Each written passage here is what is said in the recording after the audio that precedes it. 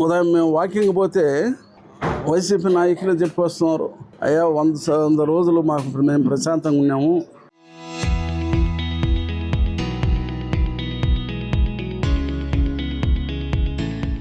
మళ్ళీ ఆయన నీ గురించి గంగాప్రసాద్ గారి గురించి మాట్లాడి మాకేం డబ్బులు తెస్తారో మాకు భయం వేస్తుందా అని చెప్పి ఎవరు నేను ఇష్టంగా మాట్లాడేస్తే అవతల మనుషులు బాధపడతారేమని వాళ్ళది అసలు నేరం ఉందా లేదా అనేది తెలుసుకోవాలి. నేను సరే రాజకీయంగా ఉండా నా గురించి ఎన్ని మాట్లాడినా నేను ఇబ్బంది లేదు, నేను మాట్లాడతా తిరిగి. నాకు 30 సంవత్సరాల నుంచి గంగాప్రసాద్ గారితో పరిచయం ఉంది. నేను ఎంపీగా ఉన్నా లేదా ఎమ్మెల్యేగా ఉన్నా, మేము అప్పుడు కాంగ్రెస్ అయినా ఆయన తెలుగుదేశం పార్టీ మద్దతుదారుడైనా ఏ రోజు ఆయన మమ్మల్ని ఆ దృష్టితో చూడాల, మేము ఆయన ఆ దృష్టితో చూడాల.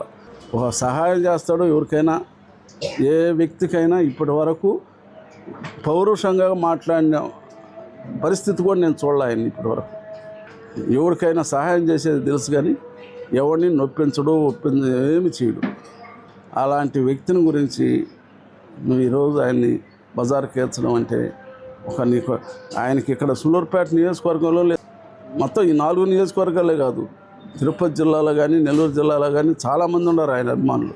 ఈరోజు వాళ్ళంతా ముక్కు మీద వేలేసుకుని ఏంటి సత్యనారాయణ రెడ్డి ఏ విధంగా అనవసరంగా మాట్లాడుతున్నాడు, మీరేం చేస్తున్నారు, మమ్మల్ని కూర్చొని చేస్తున్నారు. వాళ్ళంతా ఎక్కడైనా పత్రికా విలేకరులైనా సరే లేదా ఆయనైనా సరే పలానోళ్ళు ఆయన ఇబ్బంది పెట్టినట్టు లేదా ఇంకోటి చేసినట్టు నిరూపించమనండి. ఆయన ఎక్కడో ఇతర రాష్ట్రాల్లో కాంట్రాక్టులు చేసుకుంటున్నాడు, తను సంపాదించిన దాంట్లో 10 రూపాయలు ఎక్కడొచ్చి ఖర్చు పెడుతున్నాడు. ఈ నియోజకవర్గంలో కానీ గూడూరు నియోజకవర్గాలు కానీ ఎంతమంది పేదవాళ్ళకి ఇల్లు కట్టుకునేటప్పుడు సహాయం చేస్తున్నాడు, పెళ్ళిళ్ళు చేసుకునేటప్పుడు సహాయం చేస్తున్నాడు, అన్నిటిలో ఆయన సహాయ సహకారాలు అందిస్తుంటాడు. మరీ ముఖ్యంగా దళిత శాసనసభ్యులకి తను తోచిన విధంగా తనకు వీలున్నంత వరకు హెల్ప్ చేస్తూ ఉంటాడు. నువ్వు ఈరోజు ఎన్నికల్లో ఎంతోమంది ఓసీలైనా బీసీలైనా ఎవరైతే కంటెస్ట్ చేస్తుంటారో వాళ్ళంతా ఆయన దగ్గర లబ్ధి పొందిన వాళ్ళే.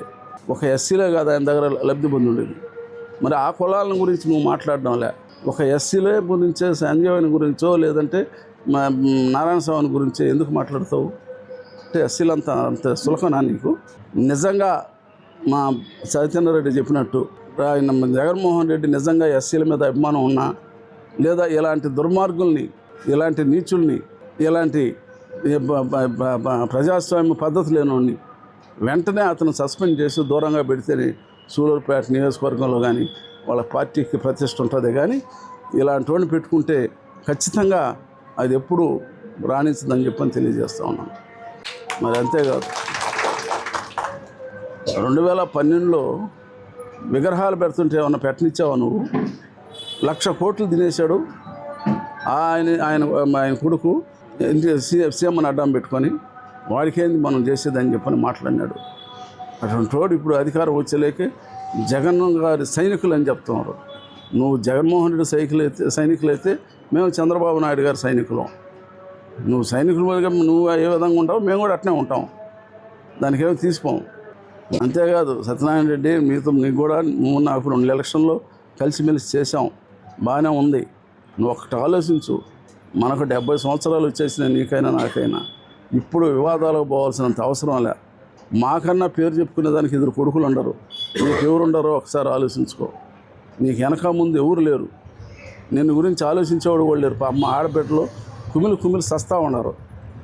నువ్వు ఇప్పటికైనా మనసు మార్చుకొని పద్ధతిగా అందరితో బాగుండు, రాజకీయాలు చేయి, నీ పార్టీకి నువ్వు చేసుకో, మా పార్టీకి మేము చేసుకుంటాం. ఎవరికి ప్రజామనం ఉంటుందో వాళ్ళు గెలుస్తారే. కానీ నువ్వు అనవసర వివాదాలు తీసుకొచ్చి మేము కూడా వివాదం లేక వచ్చేటట్టుగా నువ్వు ప్రేరేపిస్తున్నావు ఇప్పుడు.